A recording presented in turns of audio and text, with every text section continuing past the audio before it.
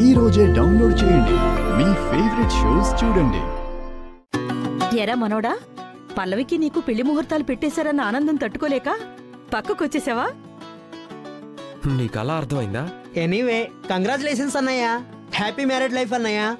ఏంట్రా happy married life? ఈ పెళ్లి జరగదు. మీ పెళ్ళైతే తర్వాత మీ ఇద్దరు కాపురం ఎలా ఉంటుందో ఒక్కసారి ఊహించుకోరా. ఏమండి